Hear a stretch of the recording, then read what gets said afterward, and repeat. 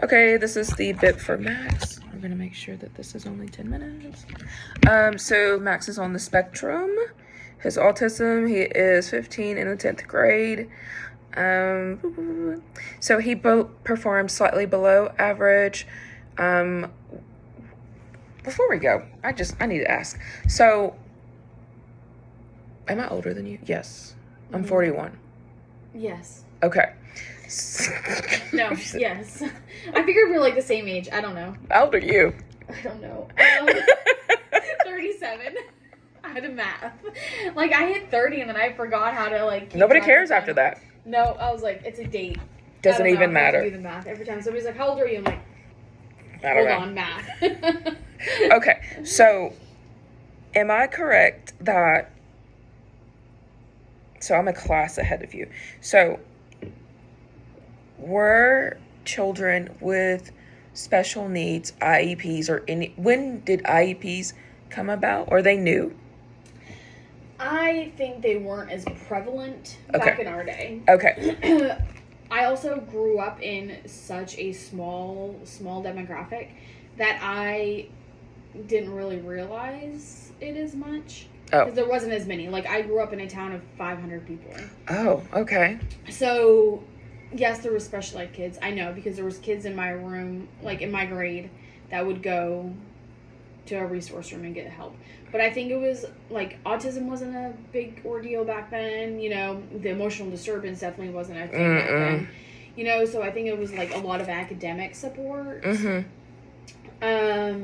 Was primarily the thing. And then, of course, like, the kids that were profoundly impacted. Right. You know, like, I knew kids... that were at the high school, which was a bigger community than I grew up in, but that were profoundly, like, they stayed there till they were 22 in the high school. Yes, but... Like, those kids, but, like... This is different. Yeah. Okay. I feel like it's become more and more and more and more prevalent. And it feels almost as if there are more children with special needs of some type than there are of the general education. I also feel like we're over-servicing a lot of kids. Really? I feel like we're using it a lot of times as a blanket statement to protect kids that otherwise aren't protected. And there's a really hard differentiation between drug-exposed kids and kids with emotional disturbance or ADHD. And I think so a lot of our kids these days are drug-exposed babies, right? And so what do we do with them? They obviously need support, they obviously need help, but are they special ed? Maybe not. But so we're just putting the ADHD umbrella on top of them for OHI, or the emotional disturbance on them, and hoping we protect them. And when it's really, they were just drug exposed, and, you know, we have to figure out how to service them, but is it really, are they special ed? Is it an IEP? Do they just need extra love and support? Do they, you know, but what do we do with them, is basically, I think where a lot of our kids are falling, you know, like Josh Locke. Was he drug exposed? I don't know, but, like, is he ED me? You know? Yeah, You know, Bentley Jones. Yeah, he has some suicidal things, but, you know, like, product of his environment, he didn't have nurturing, like, so where does all of that fall? Yeah. You know? And it's really hard, you know, like, who gets what and when. Yeah. Because, you know, Aaliyah in my room, she's ED. Is she not? I don't really know. But then you have Chris in my room, who hears voices and has insomnia for months at a time. Yeah, he has a disability.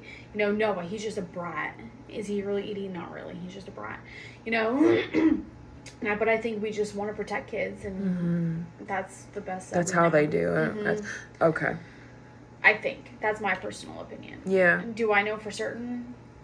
Because somebody has to come up with the terms that, like you say, are covered under this disability, I guess the IDEA. IDEA, not IDA. Yeah, IDEA.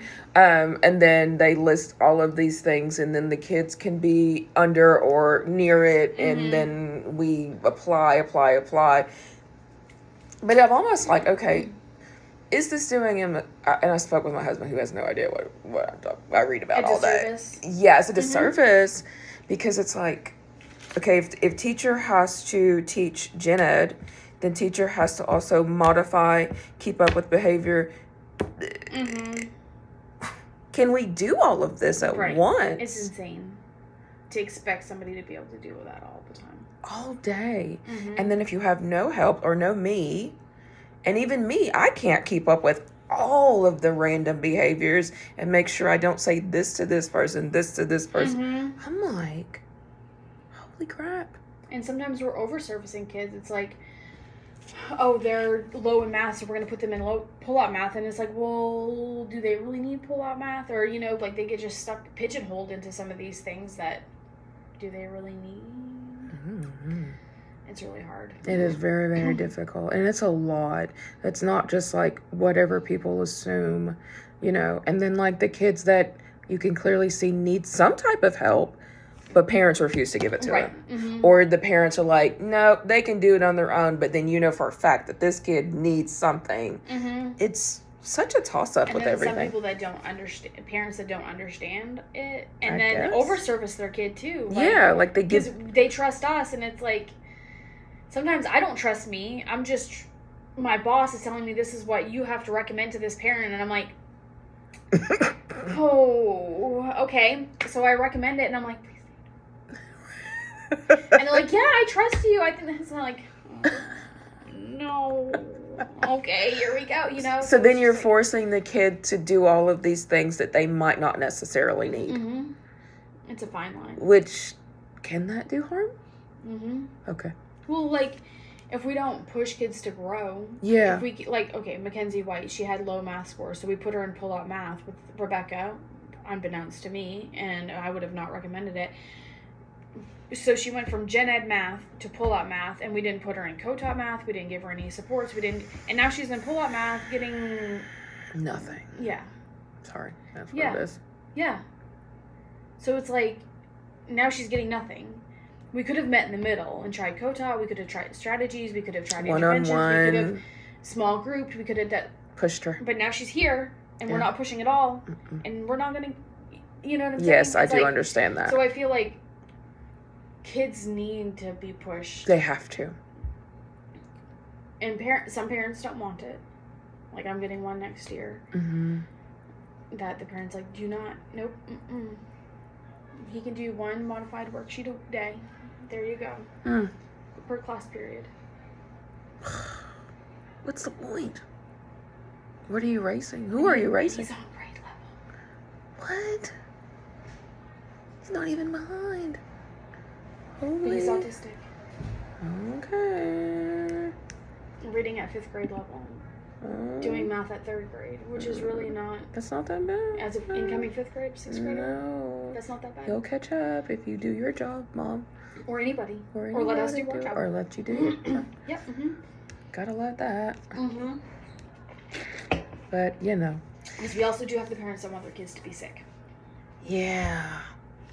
That's wild. Is that still considered Munchausen? I don't know. I don't think we're allowed to do anything. My sister, she texted me one day. She's like, I just had a parent say, I don't care if he does work or not. I just want him to be happy and enjoy high school. And I'm like, cool. What? Yeah. What? Mom's like, I don't care. I just want him to be happy and enjoy high school. What? Well, okay. She's like, that's not even one of my CDC kids. It's like a regular pull-out resource. He gets English with me. And I was like, oh my God, I can't. That's dangerous. But this is the parents.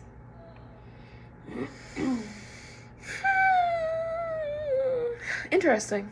I think I would never leave education just to see what all the things that I could deal with in a year's span.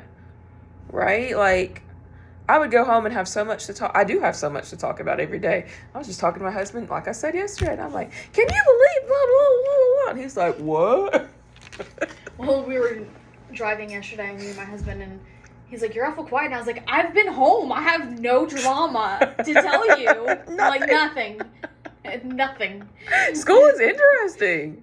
It's like a soap opera. It gives you all the things. Every day I go through, you know, and I'm like, wow. And then I watch another video and I'm like, oh my God. And then I go and I'm like, and then I'm connecting it to all the things that I've already learned. I'm like, this is a lot, but it's very interesting. So it's got me hooked. Anyway. Well, that was a teacher that worked last year. He's like, when you miss a day, he's like, I feel like I'm being left out because there's always something. And I'm mad I didn't get in the group chat, so I missed out on all that. I hope I get in the group chat next year. I'm in all 3 grade levels group chat, and I'm like, Should've this is put so me much in. tea. I cannot. Should have put me in the group chat. I missed out. All right, Max here. So Max seems like a typical. Are we recording? Yeah, Okay. it's okay. Max No, seems you're like fine. I just wanted to I'll make sure we can were delete not all missing that. Max seems like a typical person that I've seen here. His target behavior. Oh, looking out the window, right? So that's what he does when he's either that was the thing. I was like, so is Max uninterested, or is Max's brain telling him something else? Right? We don't know. We truly do not know. Right. So we have to just treat whatever we can see and hope it works. That's correct. Kind of what we're doing. Okay. And then, so my goal on the BIP was to decrease his staring time down to like 1 or 2 times, right? So if I catch him staring off longer than a minute or so, would be to redirect Max into doing what he needs to be doing, because it said only in math, but it also didn't say whether it was actually in his other class or things like that. So it would just be to redirect Max back to doing his task. And then I gave an example of, let's see, Max, you work for 5 minutes. We set a timer. After 5 minutes, I'll give you a break. You know, and then we maybe do that 3 to 5 times to get him in a routine of consistently working throughout the day. I don't know if I'd actually have like time to do something like this, but it could work. I mean, after you taught it, he could do the timer himself. Okay. Like, I know kids in my room that are obviously really low functioning at times. They're like, I'm coming in for my 5-minute break, and they just okay. And then they're like, okay, and I'm like, they're like, my break is up, and I'll ask them. I said, were you down here and need to discuss or before you go back? No, I'm good now. I just needed a minute. And okay, so they go back up. I got you. Or like they can once they know what to do, they can a lot of times self-monitor. If I can see that they're not self-monitoring, then I'll intervene. Obviously, I'm still there and I'm still paying attention. Like, I'm pretty sure you flipped your time over twice now. Like, right. They're like, yeah, I just need another 5. And I'm like, oh, okay. Okay. Or they're like, oh, in some random excuse. I'm like, okay, so let's talk about it, what's going on or whatever. But, obviously still monitoring them, but they can definitely self-monitor at some point in their lives, yeah. Okay. I love you. Function. So I also learned about in-depth details about the BIPs and the function of the behavior, which is the reason why, or we assume why they're doing this or what could be causing it. And I just put that maybe he's trying to escape, doing the task, or maybe the lessons are too long, too boring. I sit in class sometimes, I'm like, this is boring. I don't know what you're talking about, So that could be the reason. I mean, I'd probably stare out the window or stare at this painting, if somebody's talking about something that I really didn't understand, and they weren't actually trying to explain it to me, or it was just above my head. Well, and sometimes people just daydream anyway, and they're still listening. Yeah. They're still paying attention. I do it a lot. Yeah. I'm like, oh, yeah, Yeah. And I can still join the conversation, but it's like, sometimes just sitting and attending is not everybody's favorite thing. That's for sure. So the strategies would be to provide clear instructions, visual reminders, and an anchor chart. I feel like, again, that may be that over-servicing thing that we've talked about, is that, these are things that maybe I think everybody should have. Like, everybody should have clear instructions, visual reminders, a little anchor chart, and then the expectations. Like, this is everybody. But specifically, since we're talking about a BIP, this would be for Max directly. So I was thinking, okay, well, this needs to be applied to everybody every single time. Like, you all, this is what we're doing. We have the timer. Let's get on track. Let's, so. And then we've got the tokens or, reinforcements. Again, I feel like this could be an everybody reinforcement, not every day, because you're not getting rewarded for doing the things you need to do, per se. But if your behavior calls for it and your BIP, then I would base my reward off of that. And then or everybody gets a reward and he just gets +2. Like if Times everybody's 2. getting a ticket for being on task, Max gets 2. Just Max gets 2. You know, like little things. Just you Got never it. know. Let's see. We know what data collection is important. You sure do. And just making sure that everything is communicated to the team that are part of that whole process, and making sure the parents know about their son and the progress and what they can be doing at home to help him, and then keeping Max informed, because I feel like a lot of kids are like, what is that? Why are you documenting this? Why are you? And I'm like, do you know about this? And some of them say yes, some of them say no. All of my kids are involved in the development of their FBA, so the functional behavior assessment, and the behavior intervention plan, whether they agree with it or not. But my kids that can read, I'm like, here, I've drafted this. Read it and tell me if I'm wrong on any parts. Or if you'd like to see anything added, let's have a discussion about it. But yeah, my kids will read it. They'll be like, oh yeah, that is me. Or I've had like Flournoy in my room. He'd be like, you missed something. I do this too. Or, you know what I mean? And like they'll go over the reinforcements, they'll go over strategies that work and don't work. They're like, yep, that works. Yep, you're right, that doesn't work. I think it's very like they go over their IEP with me. Like, they go over everything in my as they should, right? Yeah, and a lot of kids don't even know they have IEPs. Yeah. So, if I, like, when I get them in 6th grade, it's usually a buzzkill. And I'm like, hey. And they're like, what? But, and we go over it every year. Like, I'm like, this is, like, the present levels and stuff, they don't need to, that's too much jargon. Right. I'm like, these are your goals. These are your accommodations. Do they work? Yes, no. Is there something you need added? Yes, no. Like, what could be added? But be realistic. But, yeah, all of my kids know they have a behavior plan. They know what's in the behavior plan. There's no surprises. And, so I think it's good for the parents to know that their kids are involved in it. Yeah. And so, like, my kids also come to their IEP meetings. And they're like, oh, yeah. So this doesn't work, or this does work, or except for Aaliyah, she doesn't come to hers because can't be around her mom, but her bio mom. But just kids really need to have a say, and they do, and they know more about themselves than they actually let on. Yeah. So when they're like, oh yeah, I do these behaviors. Oh yeah, this strategy does work. Or it really isn't the best one, so maybe you should move it down the list. Gotcha. Okay. Like, do this first. Okay. So, like, a lot of kids are really self-aware. And the more we talk about it, the less of a stigma there is about it. Yeah. And it's like... because they're not alone, and it's not it's abnormal. Like, they just need to deal with it. Right. And, so that way I can... a lot of times say, let's refer to your plan. What should we do now? Yeah. Or, remember, part of your plan is that you agreed we're going to do this. And, so that way, when they have ownership in it, so when I say we're doing the thing, they're like, okay, you're right, we're doing the thing. Because you agreed to it. You signed, sealed, delivered, right here, buddy. And it teaches them responsibility for their own actions. And I think they're lacking a lot of that. They're like, oh, well, such and such. Oh, well, this, and I this, and I'm sleepy. Okay, well, at the end of the day, if you can... function in some type of way, you can hold yourself responsible in some type of manner and follow this. Right, because so many times we make a plan and we assume that it's going to work when the kids are like... they don't even know. Yeah, this isn't going to work. I know for a fact it's not going to work. I know my body is not going to stay in this cube that you've outlined with tape. Right. Can we think of a different solution? But that's just... like, I learned a lot of that when I was at KAC because I did diagnostics for the entire district. And it's like, what's actually going to work for you in your environment? Because you're not staying here. Like, okay, when you go back to Vine, what can actually work? Gotcha. You need a place to pace. Where's a good place for you to pace? On your hallway at Vine.